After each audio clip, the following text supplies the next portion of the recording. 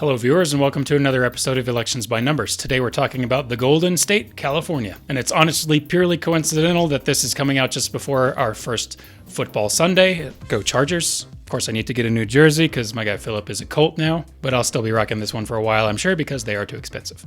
But I digress. California. California is the most populous state in the country and has the largest GDP of any state in the country, and in fact has a GDP higher than that of the entire country of the United Kingdom, of India, of France. If California was a country, it would be the 5th largest economy in the world. California also has the lowest point of elevation in the country, that being in Death Valley, which also doubles as the hottest place in the country. In fact, about 3 weeks ago from the release of this video, Death Valley creeped up to, I think, 130 degrees, which set all kinds of new records. I might be mistaken, but I believe 125 is the lowest setting on my oven, so 5 degrees hotter than that. But the state has so much more other climate, culture, and cuisine to offer.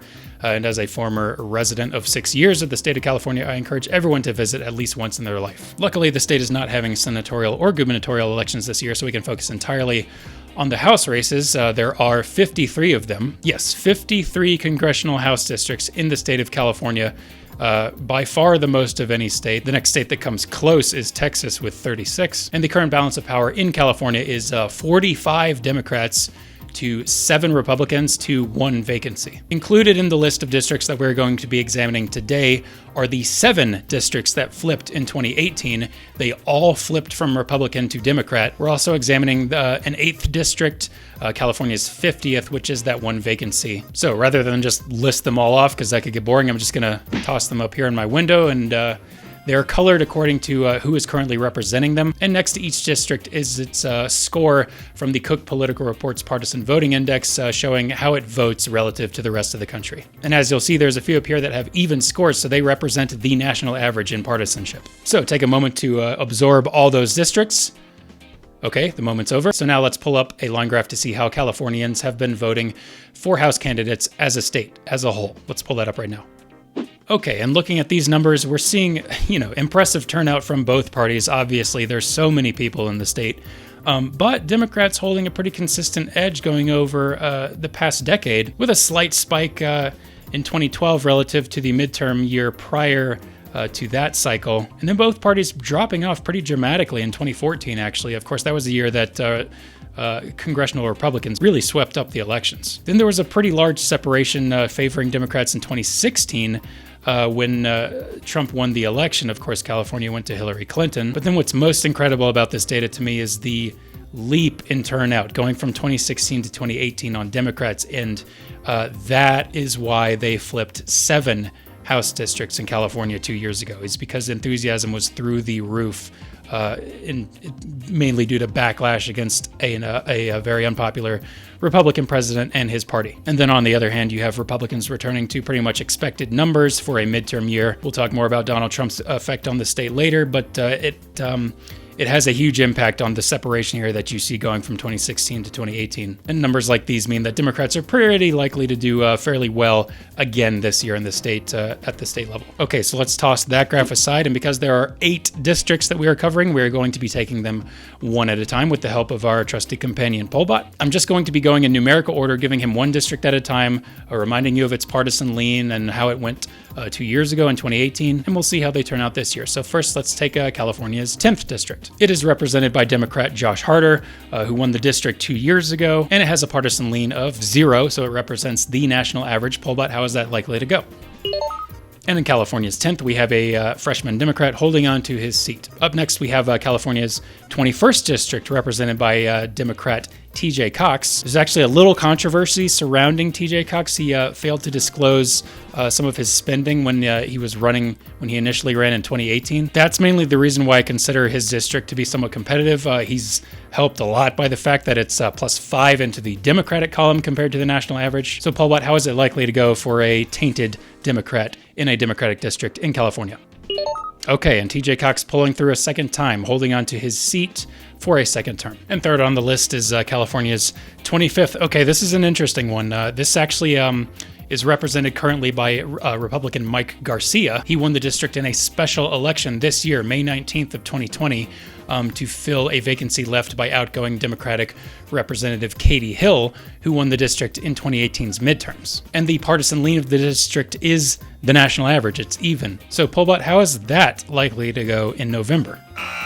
Okay, and we do have our first flip in California's House in that 25th district, which covers parts of Ventura County and Simi Valley. As one might guess from the trajectory of turnout numbers between Democrats and Republicans, it's going to be a pretty good year for turnout for Democrats relative to Republicans, and I do think that is going to be able to help the Democratic candidate over the edge. Democrats tend to do better in turnout numbers in general during presidential years, relatively poorly in special elections, and that's largely why I think Mike Garcia is not going to be able to hold on to his seat in 2 months. Up next, we have California's 39th, another evenly rated district in terms of partisanship, represented by Gilbert Cisneros. Polbot, how is that likely to go? Okay, no flip in California's 39th district either. And up next, I want to tell you, our next 3 districts we're doing, they all have Republican leans when compared to the national average. They're all Orange County districts, which was formerly sort of the Republican stronghold of Southern California. But so California's 45th, 48th, and 49th all flipped to Democratic control 2 years ago in Orange County, which is pretty extraordinary. And they're certainly competitive this year, as obviously from the partisanship, the scores is traditionally Republican. So let's first take that 45th district. Democratic incumbent Katie Porter is running for a second term in that 45th. Polbot, how is that likely to go? And Katie Porter goes on to a second term in California's 45th. Up next, we have Harley Ruda of California's 48th. Polbot, how is that likely to go? Another Democrat hanging on in Orange County. And then Mike Levin of that 49th district. How is that likely to go? Wow, 3 Democrats in Orange County going on to second terms. That's kind of a big deal, honestly. Let's not forget that last district, that 50th district, which is vacant right now, has a partisan lean of plus 11 into the Republican column. Polbot, how is that likely to go? Okay, and a Republican is likely to hold on to that district. Going into this November, its partisan lean is just too much to overcome for Democrats, even in a projected blue wave in the state. So by my count, we've gone through 8 districts today of California's 53, and we saw a flip from Republican to Democrat. We saw a Republican filling a vacant seat. So at the end of the day, we have Democrats with 46 seats in the district versus Republicans 7. Still a majorly excellent outcome for Democrats in California. I'm kind of glad this state is over with. I was not looking forward to covering all these districts, but we did it. Now we can finally put these results on our first map for California. Let's mark it right now.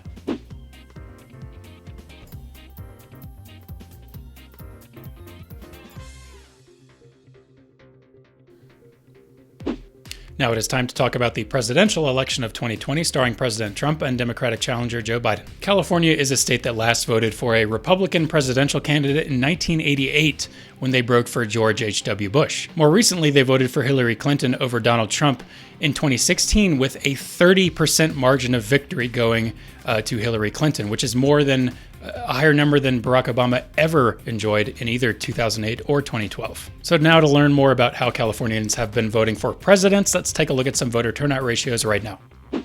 And here we're looking at some ratios that honestly speak more to the weakness of Trump in the state than to the Republican Party per se. Basically, these numbers are telling us how Californians vote for presidents relative to House candidates. So in 2012, Barack Obama got 6.24% more votes than all 53 Democrats running for House seats in California. That percentage dropped off just about 1.5% for Hillary Clinton, but dropped off a much more startling 16% for Donald Trump after Mitt Romney. So Hillary Clinton's greater margin of victory than Barack Obama's is not necessarily due to her popularity in California. It was due to Californians' disliking of Donald Trump, as evidenced by their enthusiasm, their major decrease in enthusiasm going from Mitt Romney to Trump in just 4 years' time. And I have no reason to believe that Californians feel any better about Trump today than they did 4 years ago.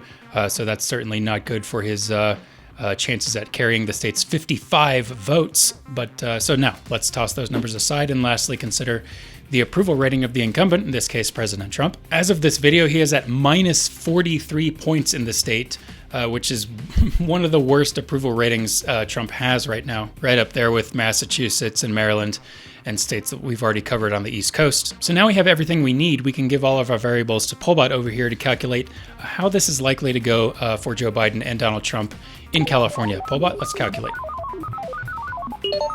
And there you have it, Biden winning the state, obviously, by about a 25.71% margin of victory. This is actually a slight decrease in Hillary Clinton's performance from 4 years ago. This might have something to do with the fact that there might be slight, limited Republican backlash in California this year after they had lost 7 seats 2 years ago. Or this lower margin of victory could be due to the fact that when states have out of control margins of victory because they're super hyper partisan states, I have variables built into my equation to sort of curb those results.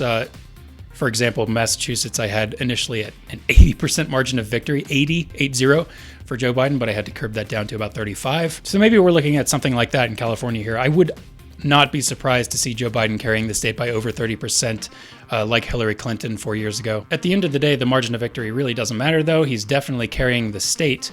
So let's make that official and put it on our presidential map right now. Mark it.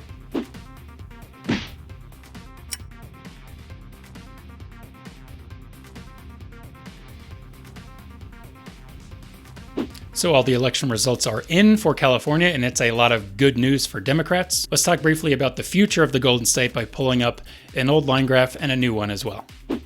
First, let's take a bit of a closer look at our raw House turnout numbers and where they're projected to go in the future. And to do that, we look at the slope values that are in both of those equations that you can see. For Democrats, it's that value preceding X, that 624.5. And for Republicans, it's that value 5.7472. What that means is, on average, when you take the last 10 years as a whole, on average, every 2 years, votes have been increasing for Democratic House candidates by roughly 624,500 votes every 2 years. Over 500,000 more votes for Democratic House candidates every 2 years. And that number is as large as it is mainly because of that huge spike in 2018. Had 2018 been a normal turnout year for Democrats, that value would be much less impressive. It would have been more along the lines of the Republican slope value, that 5.7, which tells us that on average, Republican House candidates in California as a whole have been receiving just 5,700 more votes every 2 years, which is pathetic compared to Democrats' increasing numbers. Overall, this paints a pretty rosy portrait for the California Democratic Party, and largely why they were able to flip 7 districts 2 years ago. And then looking quickly at this other line graph, these slopes are estimates for the rate of increase or decrease in the presidential to House voter ratio that I was using earlier in my calculations. Basically, it remains pretty steady for Democrats going from Barack Obama to Hillary Clinton, but a pretty stark decrease for Republicans, with Donald Trump being the most recent candidate, which might be more about him, about the individual, Donald Trump, than about the Republican Party as a whole. And again, I do not expect this to turn around for him at all. His voter turnout ratio is likely to be pretty similar this November to where it was 4 years ago. So let's toss that aside, and I'll give you my final consensus on California. It is going to remain a Democratic stronghold for a long time. It's actually becoming slightly more Democrat, I believe, for the time being, basically as backlash against a very, very unpopular Republican president. The major cities, Los Angeles, San Francisco, San Diego, etc., just dominate the state's politics, and I don't foresee that changing in any majorly significant way anytime soon, although I would like to mention that California is probably going to lose an electoral college vote after this next census is concluded, knocking down their 55 electoral college votes to a measly 54. Of course, it'll still have the most of any state in the country, but the population of California is not exploding at the rate that it was years ago. And so if we're looking way into the future, its influence may start to decrease slightly at the presidential level, but that's beyond my sight for now. Definitely a Democratic stronghold for a long time. And that just about does it for our latest episode of Elections by Numbers. I want to thank you, the viewer, for tuning in today. If you like what you saw, please hit the subscribe button to get updates on new content as it becomes available. I upload videos every Monday and Thursday. I'm also on Twitter, and I update that account with which state I'm covering next ahead of the scheduled release date. So if you want to stay ahead of the curve, please give me a follow on Twitter, and that link is in the description. Thanks again for watching. Thank you for voting. See you next time. Go Chargers.